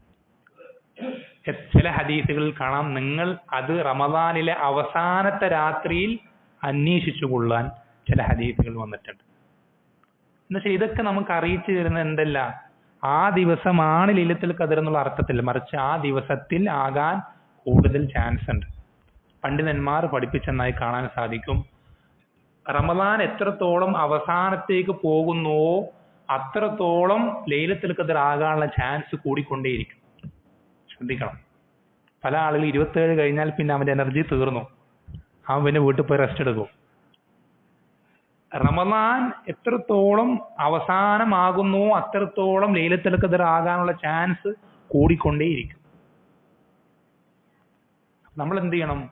അവസാനമാകുമ്പോൾ നമ്മുടെ എനർജി കൂടി വരികയാണ് വേണ്ടത്, കുറഞ്ഞു പോവല്ല വേണ്ടത്. ഏറ്റവും കൂടുതൽ ചാൻസ് ഉള്ള രാത്രി ഏറ്റവും അവസാനത്തെ രാത്രി. അപ്പൊ നമ്മൾ എന്ത് ചെയ്യണം? ഓരോ രാത്രിയും നമ്മൾ റമദാനിൽ അവസാനത്തെ 10 ഇരിക്കുമ്പോൾ, നമ്മുടെ എത്തിക്കാഫിൽ ഇരിക്കുമ്പോൾ നമ്മുടെ മൈൻഡിൽ ഉണ്ടാവേണ്ടത് ഇന്നായിരിക്കും ലൈലത്തുൽ ഖദർ. ഓരോ രാത്രി നമ്മൾ അങ്ങനെ ചിന്തിക്കേണ്ടത്, ഇന്നാണ് ലൈലത്തുൽ ഖദർ. അങ്ങനെ ചിന്തിച്ചിട്ട് തന്നെ എന്ത് ചെയ്യുക? നമ്മൾ പണിയെടുക്കുക, പരിശ്രമിക്കുക. ഉറക്കം വന്നാൽ പരമാവധി കഷ്ടപ്പെട്ട് കാപ്പി ഉണ്ടാക്കുക, ചായ ഉണ്ടാക്കുക, കുടിക്കുക, ഇടയ്ക്കിടയ്ക്ക് പോയി ചായ കുടിക്കുക, കാപ്പി കുടിക്കുക, മുഖം കഴുകുക, കുളിക്കുക. എങ്ങനെ പരമാവധി നമ്മൾ എന്ത് ചെയ്യുക? ആ രാത്രികൾ ഇബാദത്തുകൾക്കായി നമ്മൾ എന്ത് ചെയ്യുക? ഒഴിഞ്ഞു വെക്കുക. ആ 10 രാത്രികളും നമ്മുടെ മൈൻഡിൽ കരുതേണ്ടത് ഇന്ന് ലൈലത്തുൽ ഖദർ ആണെന്നാണ്. കാരണം നമുക്കറിയില്ല ആ രാത്രികളിൽ ഏത് ദിവസമാണ് ലൈലത്തുൽ ഖദർ. ലൈലത്തുൽ ഖദർ എനിക്ക് കിട്ടി എന്ന് ഉറപ്പിച്ചു പറയാൻ ഒറ്റൊരാൾക്ക് സാധിക്കുള്ളൂ. ആർക്കാണെന്നറിയോ? ഈ 10 രാത്രിയും അവന്റെ മാക്സിമം എഫേർട്ട് എടുത്ത ഒരാൾക്ക്. വേറൊരാൾക്കും ഉറപ്പിച്ചു പറയാൻ കഴിയില്ല. അങ്ങനെ ഉറപ്പിച്ചു പറയാൻ തക്ക ഒരു തെളിവും അവന്റെ കയ്യിലില്ല. ദീനിൽ അറിയിക്കുന്ന ഒരു തെളിവുമില്ല. ദീനിൽ അങ്ങനെ സാധിക്കണമെങ്കിൽ ഒരേ ഒരു വഴി എന്താ? ഈ 10 രാത്രിയും മാക്സിമം ഇബാദത്തുകൾ കൊണ്ട് നിറയ്ക്കുക എന്നുള്ളത് മാത്രം. അതല്ലാത്തൊരു വഴിയും നമ്മുടെ മുന്നിൽ ഇല്ല. പരമാവധി എന്ത് ചെയ്യുക? ഈ 10 രാത്രികളും നമ്മൾ ഉപയോഗപ്പെടുത്തുക.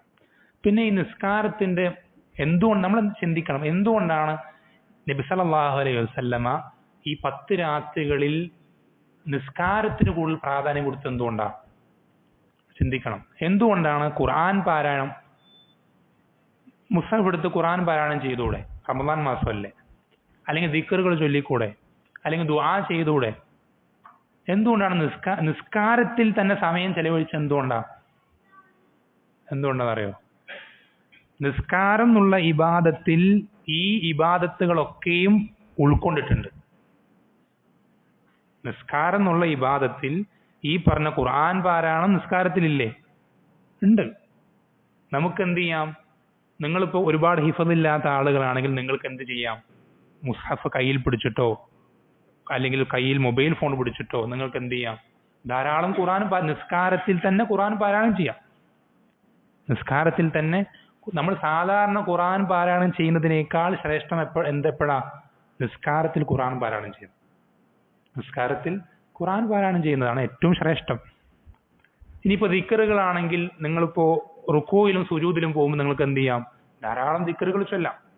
ഇപ്പൊ സുബ്ഹാന റബ്ബിയൽ അലീം എന്ന് നിങ്ങൾ പറയുന്ന ദിക്ർ, അത് നിങ്ങൾക്ക് 3 പ്രാവശ്യം ആക്കി അവസാനിപ്പിക്കേണ്ട ആവശ്യമില്ല. 3 പ്രാവശ്യം ആക്കുന്ന എന്തുകൊണ്ടാ? ഇമാമ നിൽക്കുമ്പോൾ മഅ്മൂമിങ്ങൾക്ക് പ്രയാസാകരുത് എന്നുള്ളത് കൊണ്ടാണ് എന്ത് ചെയ്യുന്നത്? 3 ആക്കിയിട്ട് അവസാനിപ്പിക്കുന്നത്. നിങ്ങൾക്കത് എന്ത് ചെയ്യാം? 3 എന്നുള്ളത് 30ഓ 300ഓ 3000ഓ എത്ര വേണമെങ്കിലും അധികരിപ്പിക്കാം. അതുപോലെ സുജൂദ് സുബ്ഹാന റബ്ബിയൽ ആല അധികരിപ്പിക്കാം എത്ര വേണമെങ്കിലും. സുജൂദുകൾക്കിടയിൽ ഇരുത്തത്തിൽ റബ്ബി ഗഫിർലി എത്ര വേണമെങ്കിലും അധികരിപ്പിക്കാം. ഇനിയിപ്പോ ദുആ ആണെങ്കിൽ നിസ്കാരത്തിൽ നിങ്ങൾക്ക് ദുആക്ക് അങ്ങേയറ്റം ഉത്തരം നൽകപ്പെടുന്നു പഠിപ്പിക്കപ്പെട്ട 2 സന്ദർഭങ്ങളുണ്ട്. ഏതൊക്കെയാ? ഒന്ന് സുജൂദില്, മറ്റൊന്ന് സലാം വീട്ടുന്നതിന് മുമ്പ്. ഈ സന്ദർഭത്തിൽ നിങ്ങൾക്ക് എത്ര വേണമെങ്കിലും ദുആ ചെയ്യാം. അഖറബു മാ യകൂനുൽ അബ്ദു മിർ റബ്ബിഹി വഹുവ സാജിദ്. ഒരടിമ അവന്റെ റബ്ബുമായി ഏറ്റവും അടുത്താവുക അവൻ സുജൂദിലായിരിക്കുമ്പോൾ. ഫഖമിനുൻ അയ്യുസ്തജാബ ലക്കും. ആ സന്ദർഭത്തിൽ അവന്റെ പ്രാർത്ഥന വളരെ പെട്ടെന്ന് ഉത്തരം നൽകപ്പെട്ടേക്കും. ധാരാളം പ്രാർത്ഥിക്കുക സുജൂദിൽ. ഏറ്റവും നമ്മൾ ശ്രദ്ധിക്കണം, നമ്മൾ ഒരു പ്രാർത്ഥന നമ്മുടെ വകയായി ചൂസ് ചെയ്യുന്നതിനേക്കാൾ, തിരഞ്ഞെടുക്കുന്നതിനേക്കാൾ ഏറ്റവും നല്ലത്, ഏറ്റവും എഫക്റ്റീവായിട്ടുള്ളത് ഖുർആനിലും ഹദീസുകളിലും പഠിപ്പിക്കപ്പെട്ട പ്രാർത്ഥനകൾ തിരഞ്ഞെടുക്കലാണ്. അതിനേക്കാൾ മികച്ച പ്രാർത്ഥന നമ്മൾ എത്ര ഏറ്റുകൂട്ടിയാലും അതുപോലെ ആവൂല. എന്തെല്ലാം ഹൈറുകൾ ദുനിയാവിന്റെയും ആഖിറത്തിന്റെയും ആയിട്ടുണ്ടോ അതെല്ലാം അടങ്ങുന്ന പ്രാർത്ഥനകൾ എന്തുണ്ട്? ഖുർആനിലും ഹദീസിലും ധാരാളം ഉണ്ട്. ഇനി നിങ്ങൾക്ക് അതൊന്നും അറിയില്ലെങ്കിൽ ഒന്നും വേണ്ട. റബ്ബന ആതിന ഫിദ്ദുന്യ ഹസന വഫിൽ ആഖിറതി ഹസനതൻ വഖിന അദാബന്നാർ. ഈ ഒരൊറ്റൊരു പ്രാർത്ഥനയിൽ ദുനിയാവിലെയും ആഖിറത്തിലെയും എല്ലാ നന്മകളും ഉൾക്കൊണ്ടിട്ടുണ്ട്. ആവർത്തിച്ച് പ്രാർത്ഥിക്കുക, പ്രാർത്ഥിച്ചുകൊണ്ടേയിരിക്കുക, കരഞ്ഞുകൊണ്ട് റബ്ബിനോട് ചോദിച്ചുകൊണ്ടേയിരിക്കുക. ഇനി മറ്റുള്ള പ്രാർത്ഥനകൾ അറിയുമെങ്കിൽ ആ പ്രാർത്ഥനകൾ അധികരിപ്പിക്കുക. പ്രത്യേകിച്ച് തഖ്വയ്ക്ക് വേണ്ടിയുള്ള പ്രാർത്ഥന, വാജിബുകൾ പൂർത്തീകരിക്കാനുള്ള എളുപ്പത്തിന് വേണ്ടിയിട്ടുള്ള പ്രാർത്ഥന, ഹറാമുകൾ വിട്ടു നിൽക്കാനുള്ള റബ്ബിനെ സംബന്ധിച്ചുള്ള പേടിയെ സംബന്ധിച്ചുള്ള പ്രാർത്ഥന, ഇങ്ങനെ ധാരാളം പ്രാർത്ഥനകൾ ഹദീസുകൾ പഠിപ്പിക്കപ്പെട്ടിട്ടുണ്ട്, ആയത്തുകൾ പഠിപ്പിക്കപ്പെട്ടിട്ടുണ്ട്. അത്തരം പ്രാർത്ഥനകൾ നമ്മൾ ധാരാളം അധികരിപ്പിക്കുക. ദുനിയാവിന്റെയും ആഖിറത്തിന്റെയും എല്ലാ നന്മകൾക്ക് വേണ്ടിയിട്ടുള്ള പ്രാർത്ഥനകളും നമ്മൾ അധികരിപ്പിക്കുക. ഇതൊക്കെ നമുക്ക് എന്ത് ചെയ്യാൻ പറ്റുന്നതാണ്? നിസ്കാരം എന്നുള്ള ഒരൊറ്റൊരു ഇബാദത്തിന്റെ ഉള്ളിൽ തന്നെ ഉൾപ്പെടുത്താൻ പറ്റുന്ന ഇബാദത്തുകൾ. അതുകൊണ്ടാണ് നബി സല്ലല്ലാഹു അലൈഹി വസല്ലം എന്ത് ചെയ്തിരുന്നത്? അവസാനത്തെ 10 രാത്രികളിൽ എല്ലാം പരമാവധി മാക്സിമം സമയം നിസ്കാരത്തിലാക്കാൻ എത്രത്തോളം സ്വഹാബത്ത് പറയാറുണ്ട്. നബി സല്ലല്ലാഹു അലൈഹി വസല്ലമ നിസ്കരിക്കുന്ന ചില നിസ്കാരങ്ങൾ നമുക്കറിയാം, 1-2 ദിവസങ്ങൾ സ്വഹാബത്ത് പിന്നിൽ നിസ്കരിച്ചിട്ടുണ്ട് മഅ്മൂമായിട്ട്. ആ സമയത്ത് സ്വഹാബത്ത് പറയാറുണ്ട്, നബി സല്ലല്ലാഹു അലൈഹി വസല്ലം നിസ്കാരത്തിന്റെ ദൈർഘ്യം കണ്ടിട്ട് ഞങ്ങൾക്ക് അത്താഴം കഴിക്കാൻ സമയമില്ലാതായി പോകുമോ എന്ന് ഞങ്ങൾ ചിന്തിച്ചിട്ടുണ്ട്. എപ്പോ തുടങ്ങിയ നിസ്കാരം എന്നറിയോ? ഇശാ നിസ്കാരം കണ്ട് തുടങ്ങിയ നിസ്കാരം. ആ നിസ്കാരം അത്താഴത്തിന് സമയമായിട്ട് അവസാനിക്കുന്നില്ല. സ്വഹാബത്ത് പേടിക്കണം, അത്താഴം കഴിക്കാൻ സമയമില്ലാതാവോ. അത്രയും മാക്സിമം സമയം നിസ്കാരത്തിലാണ്. അങ്ങനെ നമുക്ക് ആക്കാൻ പറ്റുമെങ്കിൽ നമ്മൾ എന്ത് ചെയ്യുക? പരമാവധി ശ്രദ്ധിക്കുക.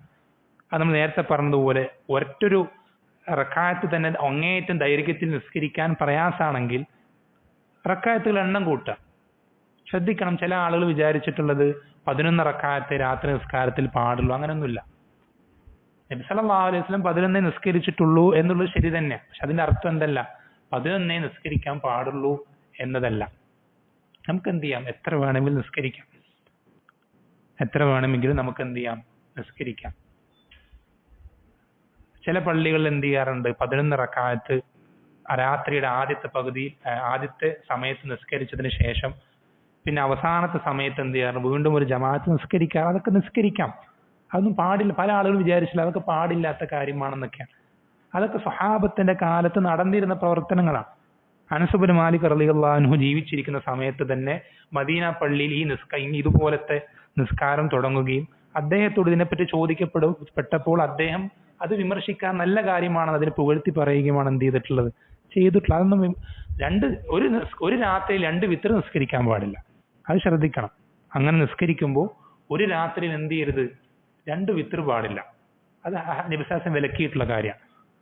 നമ്മുടെ അവസാനത്തെ നിസ്കാരം വിത്തറാക്കാൻ പറ്റുമെങ്കിൽ അങ്ങനെ ആക്കലും സുന്നത്താണ്. ഇനിയിപ്പോ നമുക്കങ്ങനെ പറ്റില്ല, ആദ്യത്തെ ജമാഅത്തിൽ തന്നെ നമ്മൾ എന്ത് ചെയ്യണം? വിത്തർ ഒരുമിച്ച് ഇമാമിന്റെ ഒപ്പം സലാം വിട്ടുകയാണെങ്കിൽ കുഴപ്പമില്ല. നമ്മൾ പിന്നെ വിത്തർ നിസ്കരിക്കാതിരുന്നാൽ മതി. പിന്നെ നമ്മൾ വിത്തർ അങ്ങനെയൊക്കെ ചെയ്യാം. ഇതൊക്കെ നമുക്ക് എന്ത് ചെയ്യാൻ പറ്റുന്നതാണ്? അധികരിപ്പിക്കാൻ പറ്റുന്ന ഇബാദത്തുകളാണ് അവസാനത്തെ 10.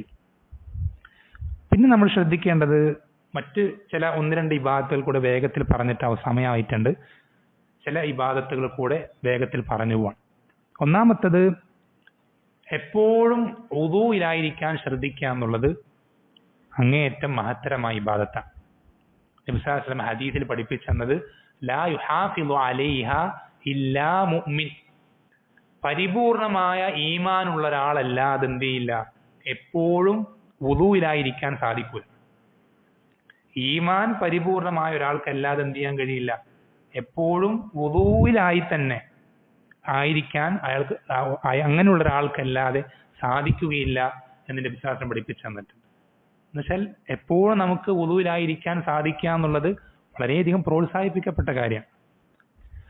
അതേപോലെ തന്നെ നമ്മൾ നേരത്തെ സൂചിപ്പിച്ചിട്ടുള്ള കാര്യമാണെന്ത്, എപ്പോൾ വുദൂ എടുക്കുമ്പോൾ എന്ത് ചെയ്യുക, 2 റക്അത്ത് നിസ്കരിക്കുക. എപ്പോഴാണെങ്കിലും എപ്പോൾ വുദൂ എടുക്കുമ്പോൾ എന്ത് ചെയ്യുക, 2 റക്അത്ത് നിസ്കരിക്കുക. പിന്നെ സാന്ദർഭിക സൂചിപ്പിക്കട്ടെ, ചില ആളുകൾ വിചാരിച്ചിട്ടുള്ളത് ഇങ്ങനെ എന്തെങ്കിലും കാരണങ്ങൾ ഉണ്ടെങ്കിൽ നിസ്കരിക്കാൻ പാടുള്ളൂ എന്ന് ചിലർ വിചാരിച്ചിട്ടുണ്ട്. എന്നുവെച്ചാൽ ഒന്നുകിൽ വുദൂ എടുക്കണം, അല്ലെങ്കിൽ പള്ളി കയറണം, അല്ലെങ്കിൽ ഫർള് നിസ്കാരത്തിന് മുൻപോ പിൻപോ ഉള്ള റവാത്തിബ് ആകണം. അങ്ങനെ എന്തെങ്കിലും കാരണങ്ങൾ ഉണ്ടെങ്കിൽ നിസ്കരിക്കാൻ പാടുള്ളൂ എന്നൊന്നുമില്ല. അങ്ങനെ ആരാ പറഞ്ഞത്? അങ്ങനെ കാരണങ്ങളുള്ള നിസ്കാരങ്ങൾക്ക് കൂടുതൽ ശ്രേഷ്ഠതയുണ്ട്, ശരിയാണ്. പക്ഷെ അങ്ങനെ കാരണങ്ങൾ ഉണ്ടെങ്കിൽ നിസ്കരിക്കാൻ പാടുള്ളൂ എന്നില്ല. നമുക്ക് പരമാവധി നിസ്കാരം അധികരിപ്പിക്കാം. നിസ്കരിക്കാൻ പാടില്ല എന്ന് പഠിപ്പിച്ചെന്ന 3 സമയങ്ങളുണ്ട്. ഈ സമയങ്ങളിലല്ലാതെ നമുക്ക് എന്ത് ചെയ്യാം, പരമാവധി നിസ്കാരം അധികരിപ്പിക്കാം. ഏതൊക്കെ 3 സമയങ്ങൾ? സുബ്ഹി നിസ്കാരം കഴിഞ്ഞതിൽ പിന്നെ സൂര്യൻ ഉദിക്കുന്നത് വരെ, അസർ നിസ്കാരം കഴിഞ്ഞതിൽ പിന്നെ സൂര്യൻ അസ്തമിക്കുന്നത് വരെ, പിന്നെ സൂര്യൻ തലയ്ക്ക് മുകളിൽ നിൽക്കുന്ന സമയം, ളുഹർ നിസ്കാരത്തിന് ഒരു 10 മിനിറ്റ് മുതൽ ബാങ്ക് കൊടുക്കുന്നവരെ ആ ഒരു സമയം. ഇത്രയും സമയം അല്ലാതെ നമുക്ക് ബാക്കിയുള്ള സമയത്ത് എത്രയും നിസ്കരിക്കാം. ഇമാം അഹ്മദ് റഹിമഹുല്ല, നിങ്ങൾ കേട്ട് അത്ഭുതപ്പെട്ടു.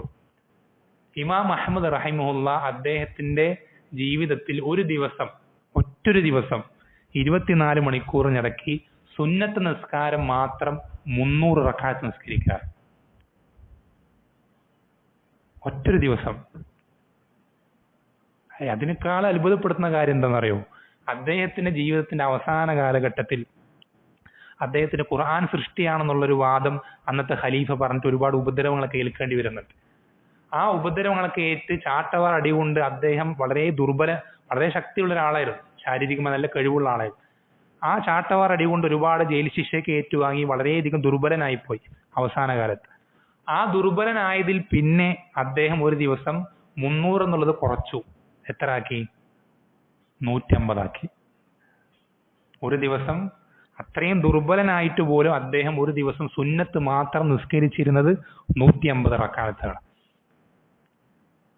നമുക്ക് സുന്നത്ത് അധികരിപ്പിക്കാം. നമ്മളിപ്പോ ഉദാഹരണത്തിന് ഇപ്പൊ നിങ്ങൾ പള്ളിയിൽ ഇരിക്കുക, ഇത്തികാഫിന് വന്നിരിക്കുന്ന ആളുകളാണ്. നിങ്ങൾ സുബ്ഹി നിസ്കാരം കഴിഞ്ഞു, ളുഹാ സമയമാണ്, സൂര്യനൊക്കെ ഉദിച്ചു, 10 മിനിറ്റ് 15 മിനിറ്റ് കഴിഞ്ഞു, ളുഹ ആരംഭിച്ചു. അപ്പം മുതൽ നിങ്ങൾക്ക് എന്ത് ചെയ്യാം, ളുഹറിന് ഒരു 10 മിനിറ്റ് മുമ്പ് വരെ എത്ര വേണമെങ്കിലും നിസ്കരിക്കാം. നിസ്കാരം വിലക്കപ്പെട്ടുള്ള സമയങ്ങളിൽ മാത്രമേ നിസ്കരിക്കാൻ പാടില്ലാത്തതായിട്ടു. ബാക്കിയുള്ള സമയങ്ങളിലൊക്കെ നമുക്ക് എന്ത് ചെയ്യാം, നിസ്കരിക്കാം. ഈ നിസ്കാരത്തിന്റെ കാര്യം പ്രത്യേകം എടുത്തു പറയാനുള്ള കാരണം എന്താണെന്ന് വെച്ചാൽ, നമുക്ക് ചെയ്യാൻ പറ്റുന്ന സാമ്പത്തികമായി കഴിവില്ലാത്ത അല്ലെങ്കിൽ മറ്റെന്തെങ്കിലും ഇബാദത്തുകൾ മുഴുകാൻ സാധിക്കാത്ത, പള്ളിയിൽ ഇത്തികാഫിനായി കഴിച്ചു കൂട്ടുന്ന ആളുകളെ സംബന്ധിച്ചിടത്തോളം പള്ളിയിൽ നിന്ന് പുറത്തു പോകാതെ ചെയ്യാൻ പറ്റുന്ന ഏറ്റവും മികച്ച ഇബാദത്ത് എന്നുള്ളത് നിസ്കാരം. ഏറ്റവും മികച്ച ഇബാദത്ത് എന്നുള്ളത് നിസ്കാരം. അത് നമ്മൾ നേരത്തെ പറഞ്ഞതുപോലെ ഖുർആൻ ധാരാളം ഓതിക്കൊണ്ട് കയ്യിൽ മുസ്ഹഫൊക്കെ പിടിച്ചിട്ട് നിങ്ങൾ എന്ത് ചെയ്യാം, നിസ്കരിക്കാം. ധാരാളം റുക്കൂവും സുജൂദൊക്കെ അധികരിപ്പിച്ച്, ദിക്റുകൾ ധാരാളം അധികരിപ്പിച്ച് ചൊല്ലി, ദുആകളൊക്കെ അധികരിപ്പിച്ച് ദുആ ചെയ്തുകൊണ്ട് നിങ്ങൾക്ക് എന്ത് ചെയ്യാം, നിസ്കാരത്തിൽ തന്നെ എന്ത് ചെയ്യാം, നിസ്കരിച്ചുകൊണ്ടേയിരിക്കാം. ഇമാം അഹ്മദൊക്കെ ചെയ്തതുപോലെ നിങ്ങൾക്ക് 100, 200, 300 ഒക്കെ നിസ്കരിക്കാം. അതൊക്കെ അനുവദിക്കപ്പെട്ടിട്ടുള്ള, പ്രോത്സാഹിപ്പിക്കപ്പെട്ടുള്ള കാര്യങ്ങളാണ്.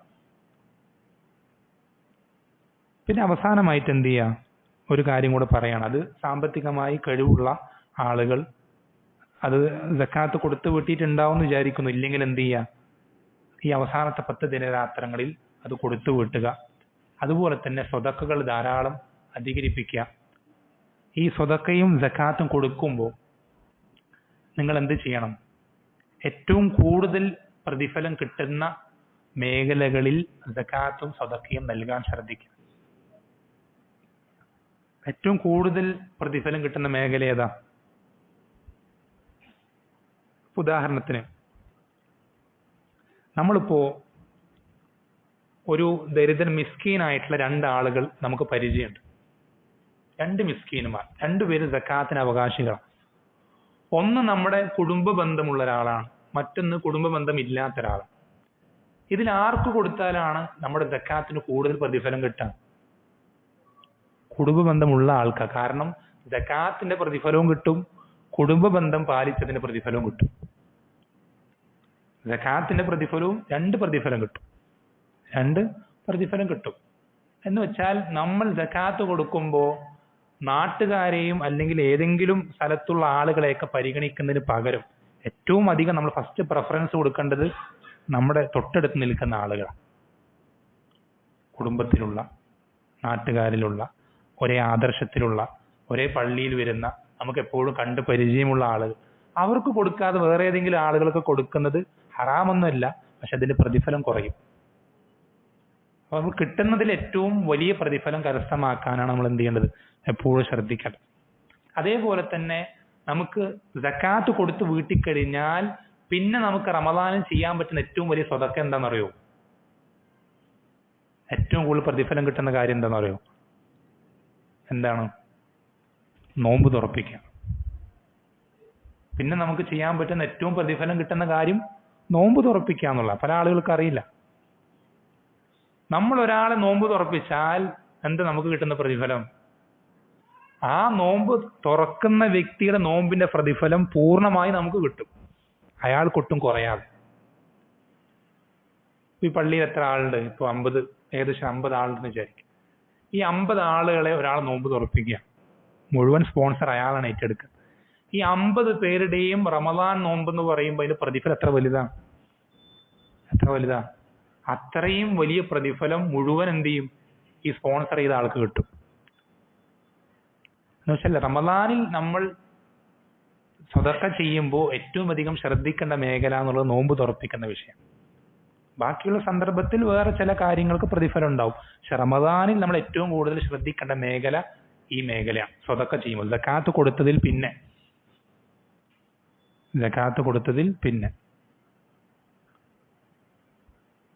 ഇത്രയും കാര്യങ്ങൾ നമ്മൾ എന്ത് ചെയ്യാം?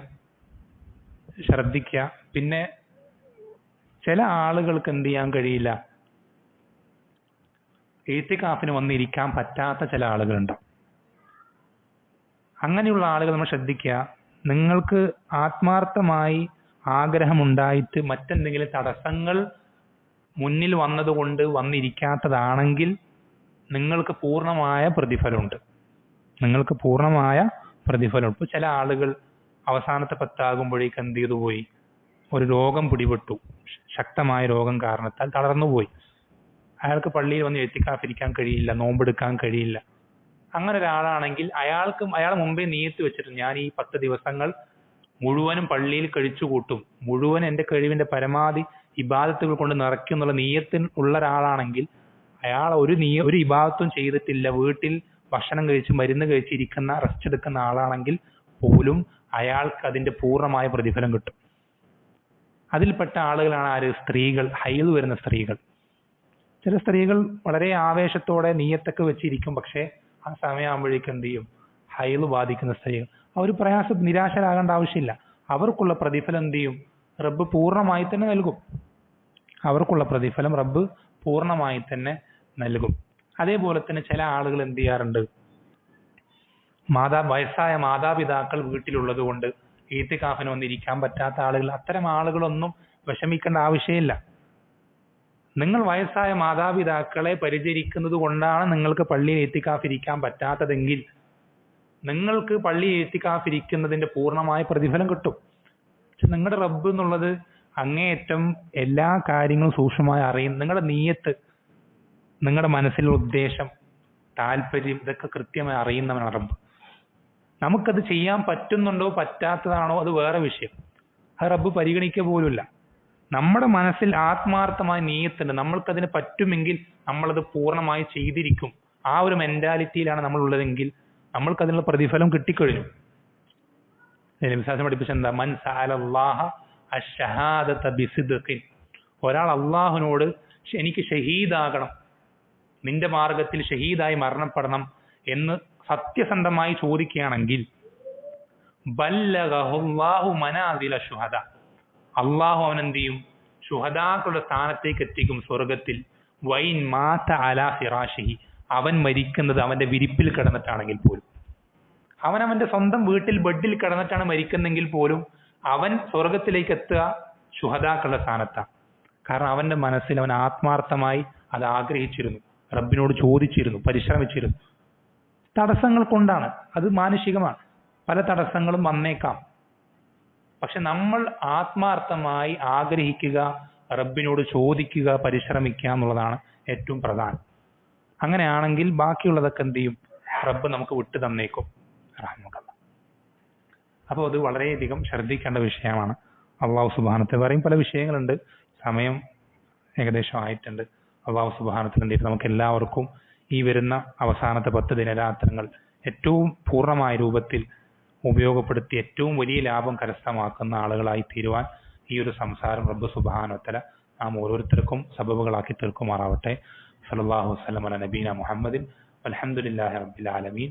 സുബ്ഹാനക അല്ലാഹു വബിഹംദിക അഷ്ഹദു അൻ ലാ ഇലാഹ ഇല്ലാ അൻത അസ്തഗ്ഫിറുക വഅതൂബു